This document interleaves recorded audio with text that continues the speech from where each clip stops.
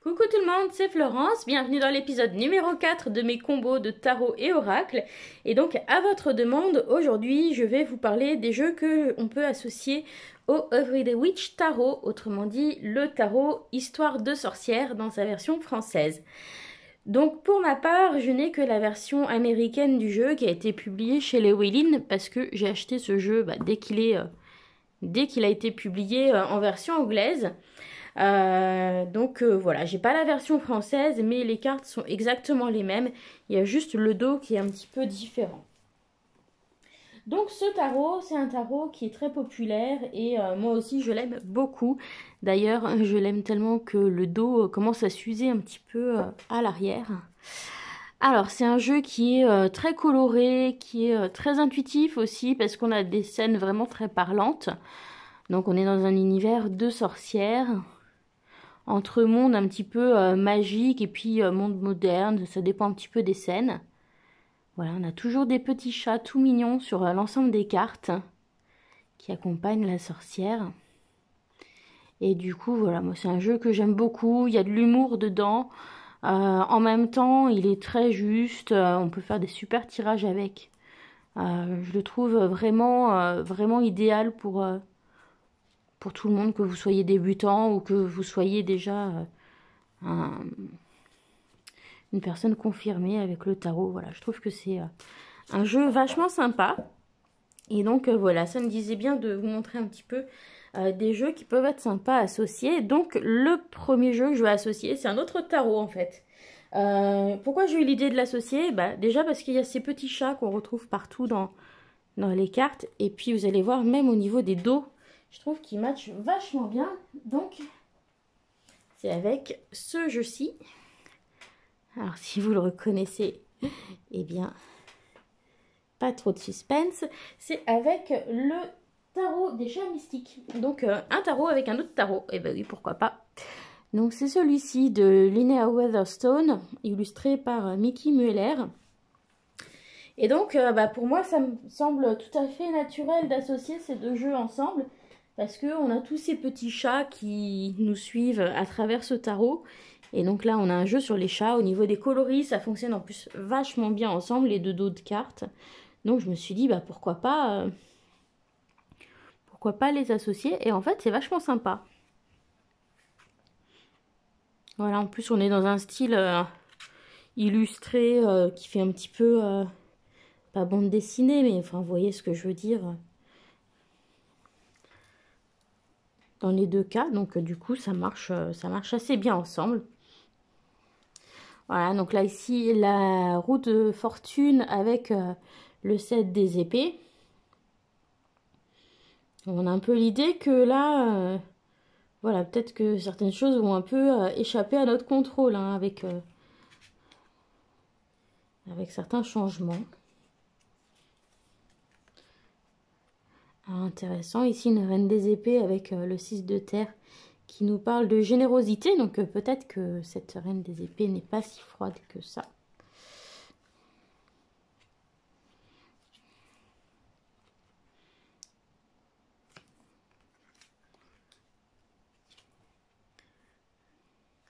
Alors le 5 des épées, les disputes et la roue de fortune.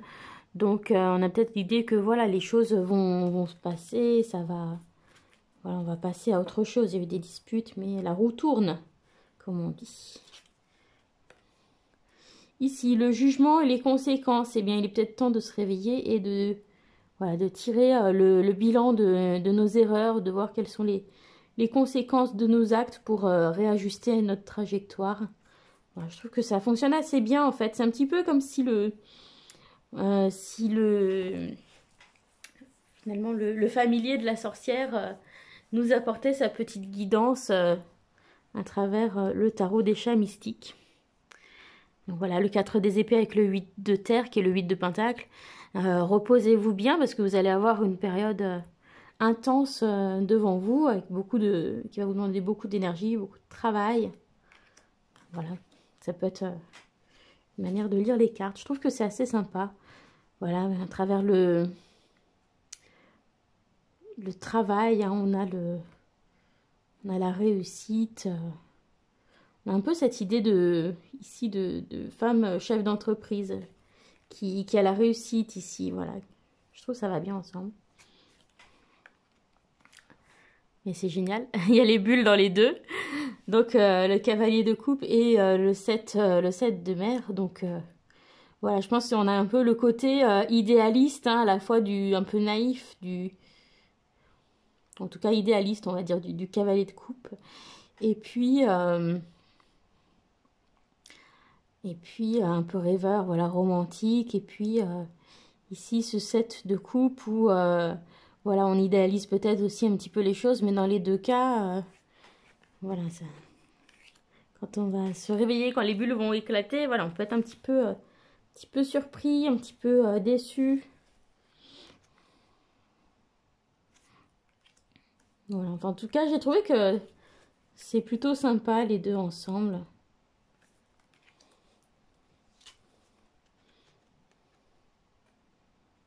Voilà, je trouve qu'il y a une certaine continuité en fait.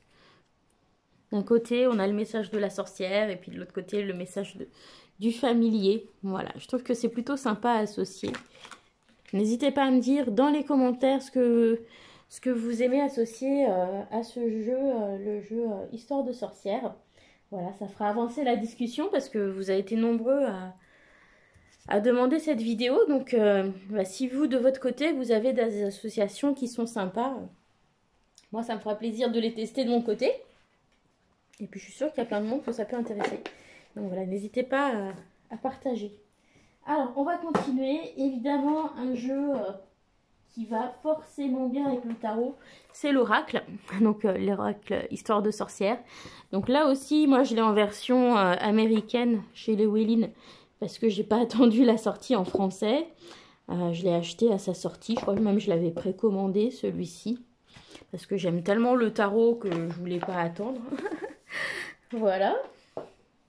Donc là aussi, le dos est un petit peu différent par rapport à la version française. Mais les cartes, sinon, sont exactement les mêmes.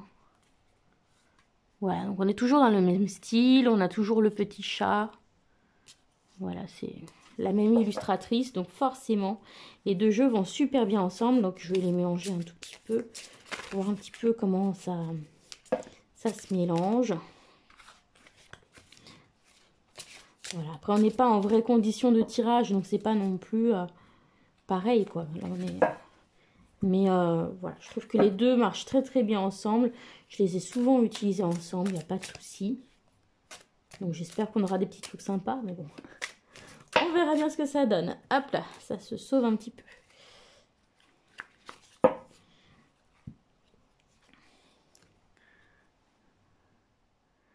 Alors, voilà.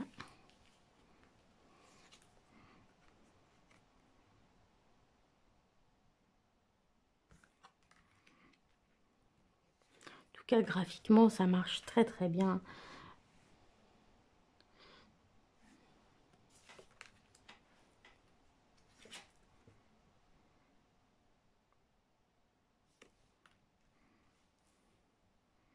Alors ici, on a l'idée de récolte. Et puis là, bon, il s'en va avec, mais il a récolté ses épées aussi. Hein. Peut-être qu'il a voilà, rassemblé ses idées. Ça peut être une mise en garde aussi. Hein. On récolte ce que l'on sème. Donc si vous agissez mal, attention à ce que vous allez récolter. Voilà, ça peut être lu de plusieurs manières.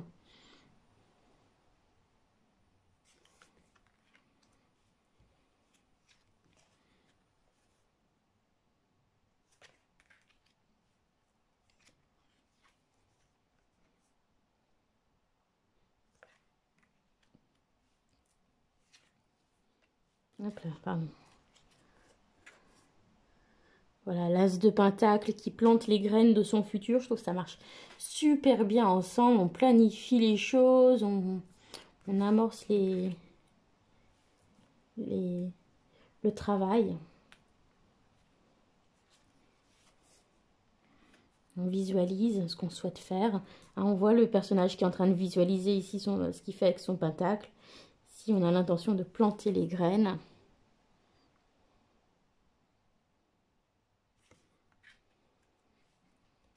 C'est marrant, on dirait que c'est les mêmes personnages. Hein.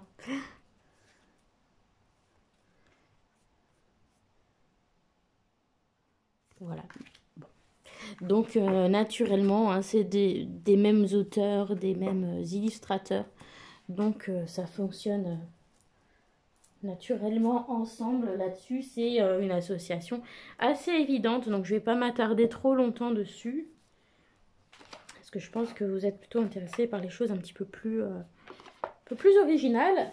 Donc, je vais rester sur mon idée de familier, comme tout à l'heure. Je vous avais proposé le tarot des chats mystiques. Et bien, pourquoi pas l'associer au Spirit Cats, puisque voilà, il y a beaucoup de petits chats que je trouve très rigolos dans ce jeu. Donc, le Spirit Cats, c'est un jeu auto-publié sur les chats. Donc, avec des chats qui vous apportent chacun une petite guidance, un petit message. C'est un jeu de Nicole Piard. Vous pouvez le trouver sur Etsy, il me semble. Sinon, sur son site. Voilà, ce jeu-là, il est toujours édité.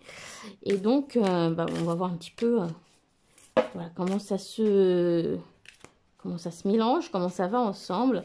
Donc, le jeu de Nicole Piard, c'est des cartes qui sont recto-verso. D'ailleurs, je suis en train de faire n'importe quoi. Donc, d'un côté, on a l'illustration. Et de l'autre côté, on a le texte. Hein, donc, illustration d'un côté, texte de l'autre. Voilà, donc hop, je mélange encore un peu et on va couper, hop. Voilà, par ici, on va donner.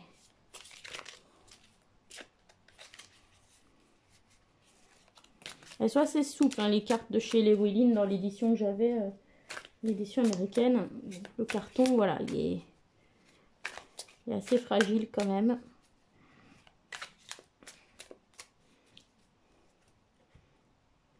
Il me semble que la version française est quand même un peu plus qualitative au niveau du carton.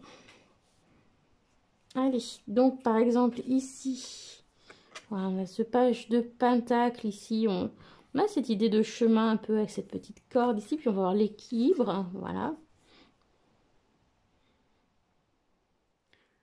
Donc qui équilibre la précision et l'assurance. Ça peut être voilà, un conseil pour ce page de pentacle. Ensuite, l'étoile ici, avec la guerrière.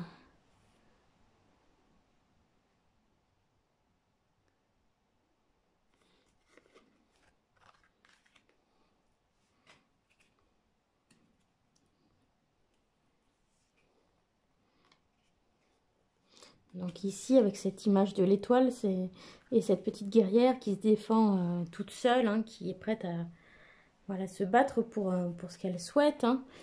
Eh bien, on a un peu l'idée de s'assumer tel qu'on est. C'est quelque chose qu'on retrouve des fois dans la carte de l'étoile.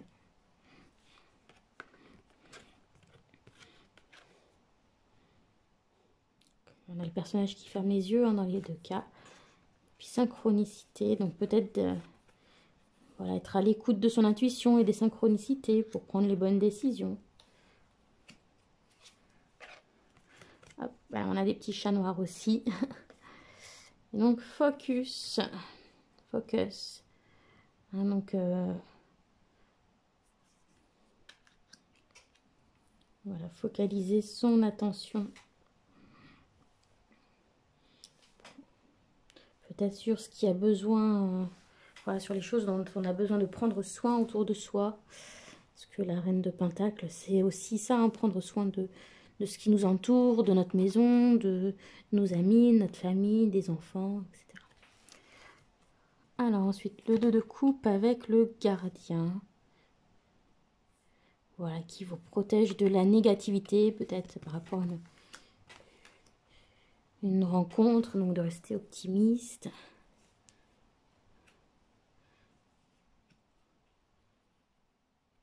Hop là.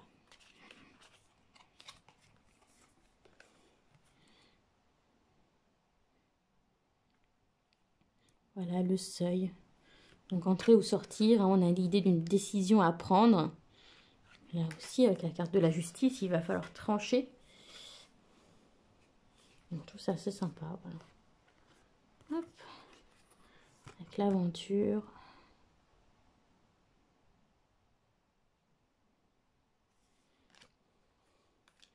Voilà, voilà. En tout cas, moi, je trouve que ça peut être sympa, voilà, ça va pas... ça va pas toujours aller à quelque chose de super direct, mais je trouve que voilà, ce petit jeu sur les chats, il a toujours une réflexion intéressante pour la journée. Et on voit pas toujours le lien tout de suite. Mais voilà, c'est quelque chose qui fait son chemin et généralement est très très juste comme jeu, je le trouve très bien. Puis voilà, si vous êtes des amoureux des chats, voilà, je pense que vous l'aimerez.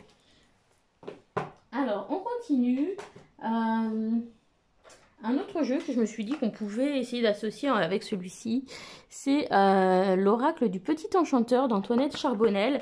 Parce que c'est un jeu un peu sorcière et puis c'est pas le même style d'illustration que le Histoire de sorcière, mais comme il est très très sobre avec son design noir et blanc, et bien voilà, je trouve que il va pouvoir fonctionner avec. Voilà, donc c'est pas la même esthétique, mais j'avais eu des choses intéressantes avec les deux ensemble. Il y a ce côté un peu magie dans les deux. Et donc voilà, pourquoi pas trancher avec un oracle un peu plus épuré, un peu plus simple.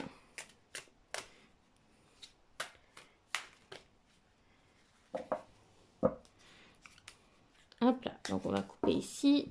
Je mélange un petit peu celui-là. Et on va voir un petit peu ce que ça nous donne.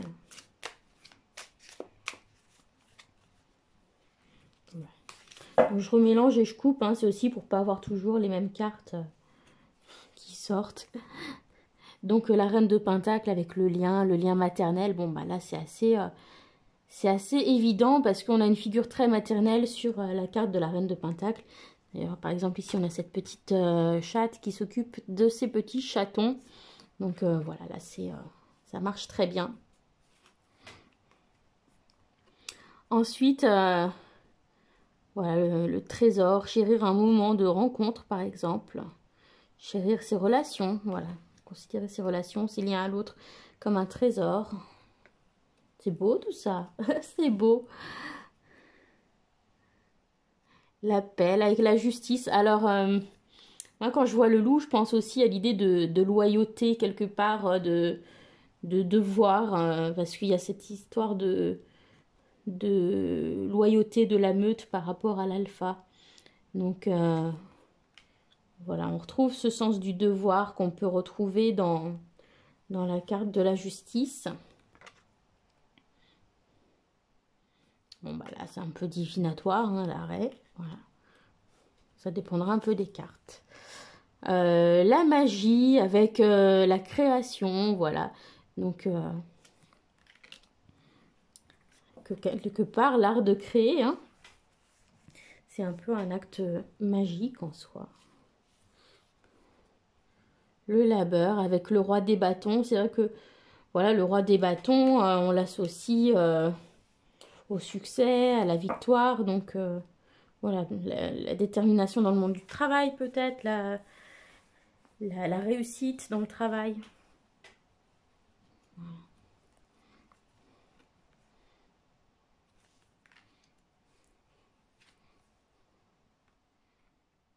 L'orientation avec le guide, avec le hiérophante. Voilà, suivre un chemin. Je trouve que c'est vraiment pas mal. Il y a des petites choses assez sympas. Et vous voyez le fait d'avoir quelque chose de très tranché, des fois aussi, c'est quelque chose qui peut très bien marcher ensemble aussi. Les racines, donc là ça peut nous parler du chakra racine, notre rapport à l'argent. Quel est le rapport à l'argent? Est-ce qu'on se sent en sécurité? Est-ce qu'on ne prend pas trop racine justement? Est-ce que on ne s'empêche pas de bouger par peur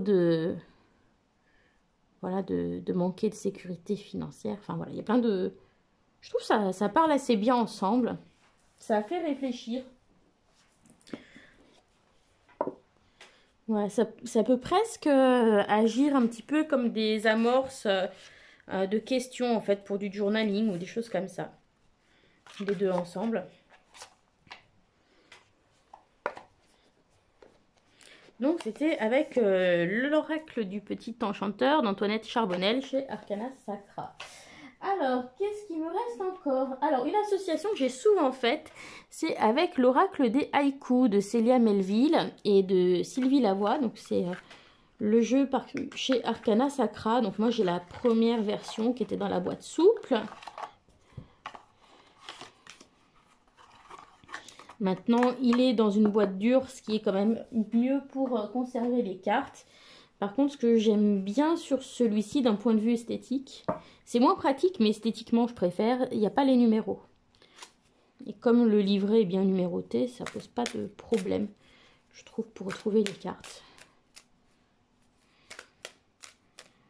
Et après, voilà, beaucoup de gens, je pense, apprécient d'avoir les numéros. C'est vrai que pour les recherches, c'est plus simple. Alors, en fait, ces deux jeux-là, je les ai souvent associés parce que celui-ci, j'aime bien l'emmener en vacances l'été parce qu'il est assez coloré, il est assez léger comme jeu. Et c'est une période où j'utilise beaucoup l'oracle des haïkus de Célia Melville. Et donc, comme généralement, quand je pars en vacances, j'emmène pas 40 000 jeux avec moi. C'est des jeux que j'ai souvent utilisés ensemble et souvent, j'ai eu des choses intéressantes. Donc voilà, je ne sais pas si ce sera le cas ici, mais voilà. Renaissance, bon, c'est Renaissance, voilà, renouveau, nouvelles idées. Ça marche très bien.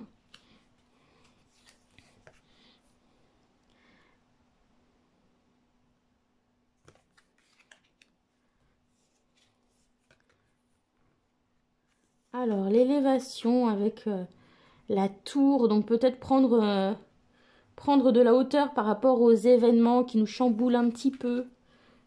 Voilà. Prendre la hauteur pour voir quelles sont les structures importantes dans nos vies qui ne fonctionnent plus.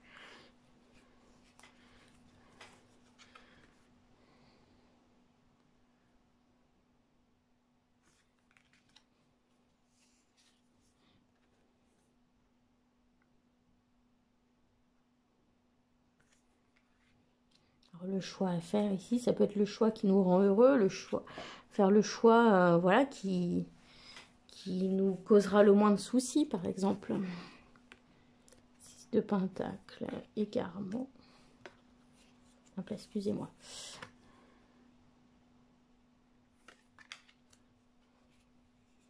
Donc voilà, des fois on a des choses qui... Les regrets avec ce 5 des bâtons. Alors peut-être que, voilà, dans notre désir d'être celui qui a raison, on peut regretter des paroles qui vont trop loin, par exemple. Donc là, c'est un peu une mise en garde.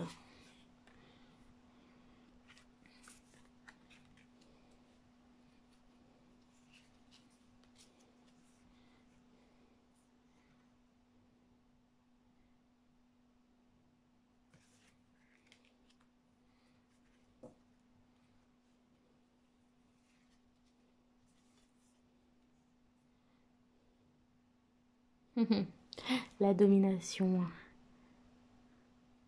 Voilà, je trouve que c'est assez sympa les deux ensemble. On a deux jeux colorés, ils sont pas vraiment dans le même style hein, au niveau des illustrations, mais voilà, j'ai souvent eu des messages sympas avec. Et puis vraiment, je vous conseille aussi de regarder ce qui est marqué dans le petit livret, dans l'oracle des haïkus, parce qu'il y a toujours des choses intéressantes qui sont bien tournées et voilà, ça peut venir des fois éclairer un petit peu la lanterne. Mais voilà, ces deux-ci, c'est des jeux que j'associe souvent ensemble parce que j'aime bien les utiliser l'été, donc les deux à la même saison.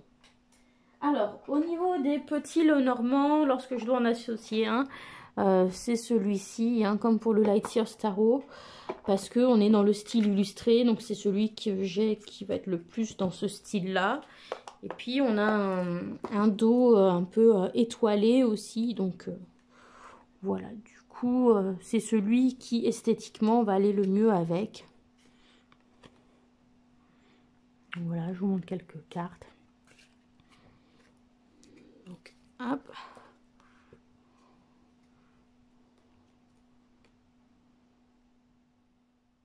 Vous voyez, bon, c'est pas... il n'y a rien de révolutionnaire, hein, mais... voilà, je trouve qu'au niveau des couleurs, il est un peu peps, celui-ci. Donc ça va bien avec, avec ce jeu. On a un style graphique un peu illustré avec les...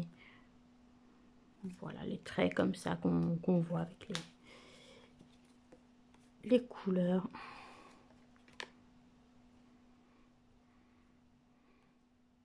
Voilà, donc voilà, quand je dois l'associer avec un petit Lenormand, c'est avec celui-ci que je l'associe.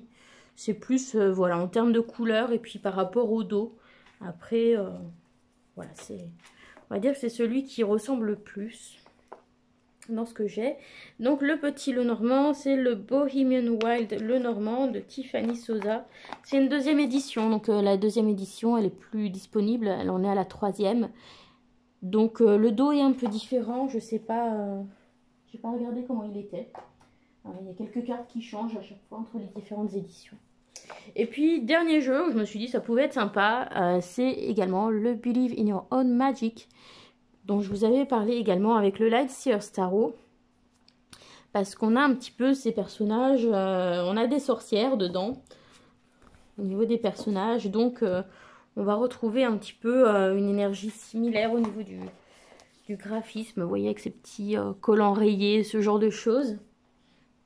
Et puis on est dans un style illustré aussi dans ce jeu, donc on n'est pas tout à fait dans le même style, on n'est pas exactement dans la même palette de couleurs, mais voilà, je trouve qu'on est quand même un petit peu dans quelque chose qui peut aller ensemble. C'est un jeu qui est positif, qui fait du bien aussi.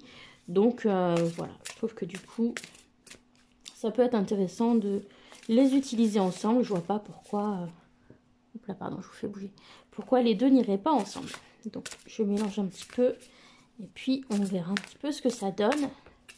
Donc voilà, je vous rappelle qu'on n'est pas en condition réelle de tirage. Donc forcément,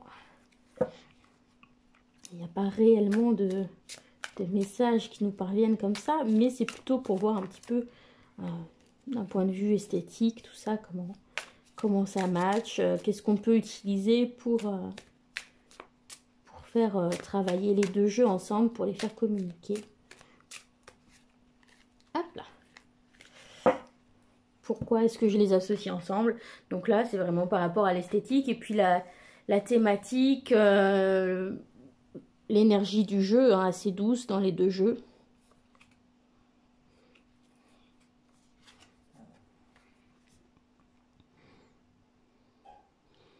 Le monde vous attend. C'est marrant parce qu'on a l'idée d'attente, hein, aussi dans le pendu.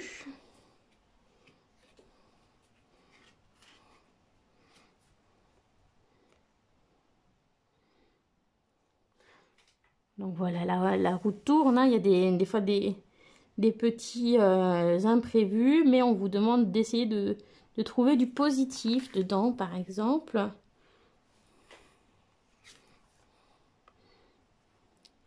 La reine des épées avec l'honnêteté, on ne peut pas mieux tomber.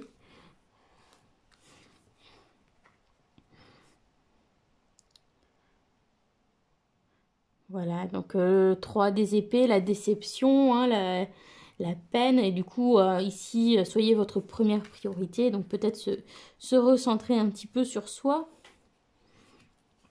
Voilà, je trouve ça assez sympa, ça apporte un petit côté self-care au tirage de tarot, les deux univers vont bien ensemble.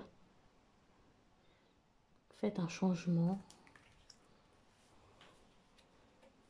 Donc ce jeu-là, hein, pour l'instant, il n'existe pas en français. Je ne sais pas s'il sortira un jour en français, mais c'est un oracle vraiment très sympa.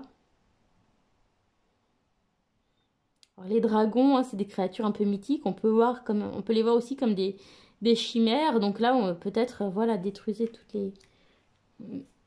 les chimères, toutes les illusions, parce que ça nous parle aussi des illusions. Puis bon, c'est pas le sens premier de cette carte, hein, mais ça m'est venu comme ça. On a l'idée de chimère.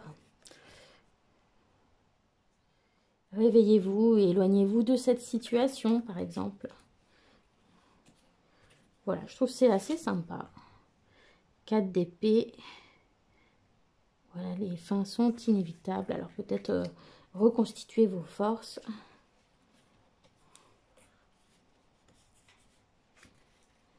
Avant de passer à autre chose. Hop là. Après, je vous ai mis un petit coup de boule dans le téléphone. C'est pour ça que ça bouge. 8 de pentacle. Tu peux réécrire l'histoire.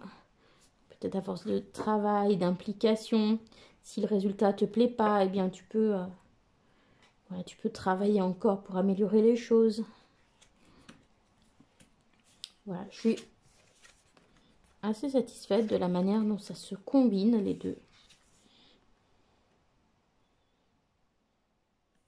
Voilà, voilà. Eh bien, c'est tout ce que j'ai à vous proposer, mais c'est déjà pas mal parce que ça nous fait quand même quelques associations avec le tarot Histoire de sorcière. Donc, je vous remonte les différentes boîtes des jeux que j'ai associés. Comme ça, vous pouvez retrouver sur ma chaîne les présentations des jeux. Donc, Believe in Your Own Magic d'Amanda Lovelace. Je l'ai associé au Spirit Cats de Nicole Piard. L'Oracle du Petit Enchanteur d'Antoinette Charbonnel. Évidemment, Everyday Witch, Oracle ou Histoire de sorcière, Oracle, ça tourne sous le sens. Le Bohemian Wild, le Normand, 2e édition pour le Normand que j'aime associer avec. L'Oracle des haïkus. Voilà, parce que c'est des jeux que j'aime bien utiliser à la même saison. Je les emmène souvent ensemble. Qui sont plutôt assez positifs, assez colorés tous les deux. Et puis le tarot des chats mystiques, puisque que serait une sorcière sans son chat? Voilà.